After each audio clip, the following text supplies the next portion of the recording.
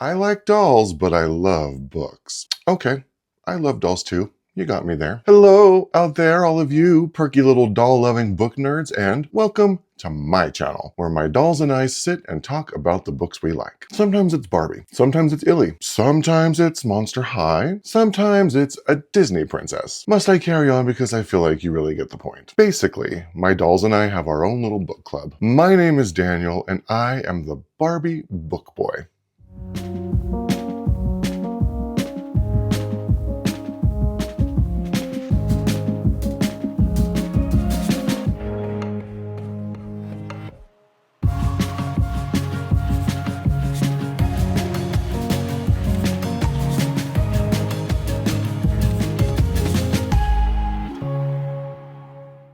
Back when I was a gloriously gloomy little gothic kid, sitting on my bed, staring out of a rain-streaked window, and holding a paperback copy of Wuthering Heights that I was only pretending to read, I'd daydream about someday having a doll collection of my very own. I'd sit there and pine for a Barbie in my candlelight journal entries, and dream of ways to style her that would mirror the melancholy I felt as my own little 19th century protagonist. I've always had a flair for drama, I don't know, what can I say? But speaking of drama, there actually exists a doll that's a perfect distillation of my brooding little dramatic self. And that doll is none other than the Monster High Real Drama Frankie Stein doll. This living little black and white tribute to monster movie mayhem is straight out of the silent film era perfection. She is a monochrome masterpiece of the macabre, but I have to say I think her hair is my absolute favorite thing about her. It's crazy long and flowy, and it features her sometimes signature blue streaks for the perfect pop of color, especially when paired with this grayscale face that looks like it was sculpted by moonlight. And she's absolutely rocking this plaid schoolgirl mini dress of fierceness that I'm equal parts jealous and in awe of. Particularly her punk tie and studded little belt with the chains. Stomping around in her strappy little platform pumps, she manages to bring the mad scientist melodrama that I just didn't know I needed in my life. Y'all, if I could go back in time and gift this doll to my younger self, well, I think that would be the highest priority use for time travel. But for sure, I would have felt so seen by her kooky weirdness and her love of books. Particularly today's book, The Night Guests by Marina Scott.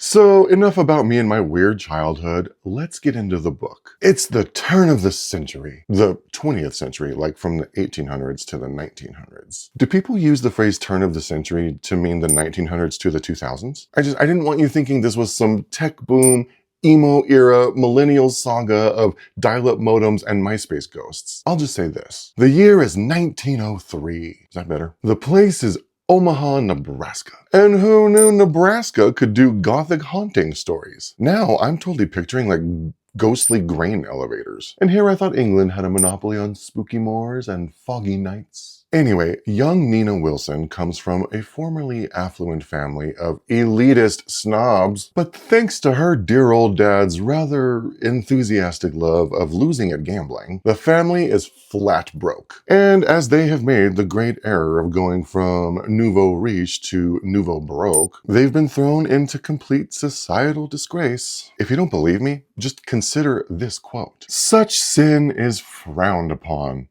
Not gambling, of course, which is considered a regular pastime. Poverty is utterly more sinful.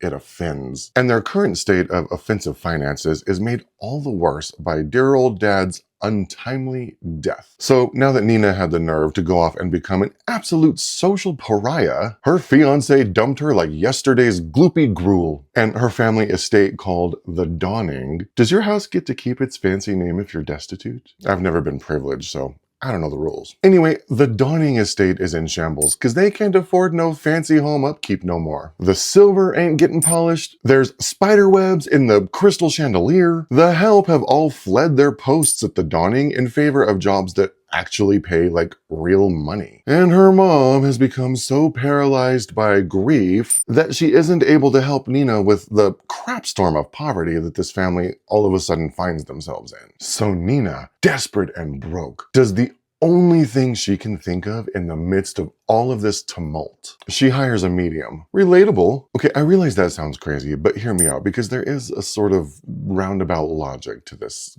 idea. See, Nina thinks that if the medium can provide her mom with like some form of closure, then she'll be able to rally and help Nina with the house and the bills and the gambling debts that they've inherited. Thanks, Dad. Frankly, Nina doesn't even care if the medium is real or a charlatan. He just has to be mysterious and look really good in low lighting. Really, she just wants someone to pull her mom out of this hole by any means necessary. And she wouldn't be the first sucker to turn to spiritualism as a last resort, so we probably shouldn't judge her too harshly for it. She's been a sheltered little rich girl who's probably never had to do any actual problem solving before. Anyway, enter Leroy Marshall, who is seemingly the perfect man for the job because he's handsome and enigmatic. And from the moment he enters her life, things begin to stir and churn and awaken in a way that Nina just simply can't explain. And now, the house needs much more than just a fresh coat of paint. It needs an exorcism. But again, he's handsome and he's charming, and Nina is pretty much out of ideas. So I guess Leroy can stay.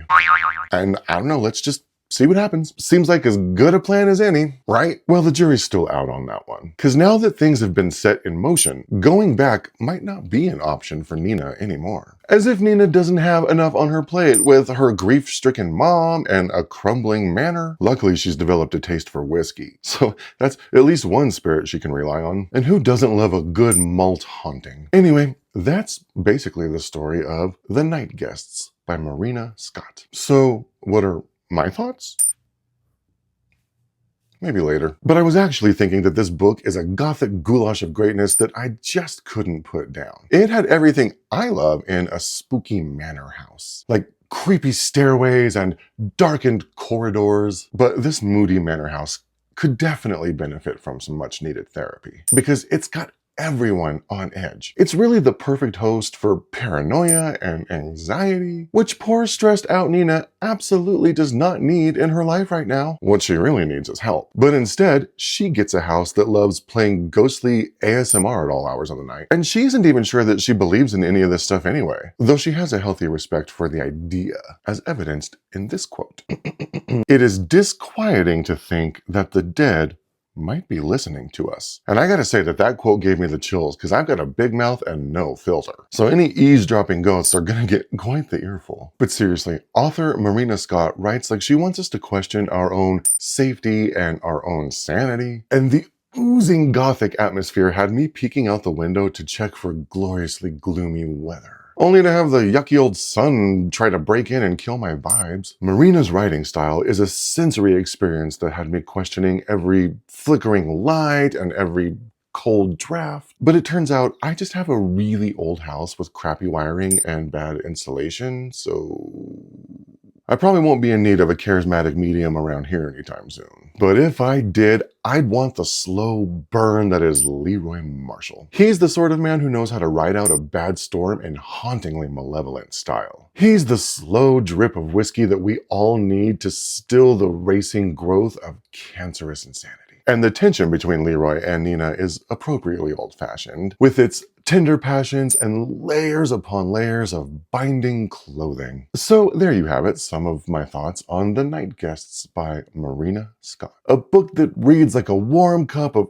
arsenic tea. A book that rattles in your chest like a bloody cough into a lace handkerchief. A book that demands you dim the lights and tune into a tantalizing trip into the hereafter. Thank you so much for watching. My dolls and I are going to be doing these little weekly videos, so if this is your thing, then stay tuned. Oh, and while you're here, don't forget to like, comment, and subscribe. Leave a comment for Real Drama Frankie Stein. Tell her your favorite ghost story of all time. Compliment her on her gloomy gray complexion. Ask her how many volts it takes her to get up in the morning. I'm just curious, do your stitches itch when you get like nervous or maybe when there's like a storm brewing?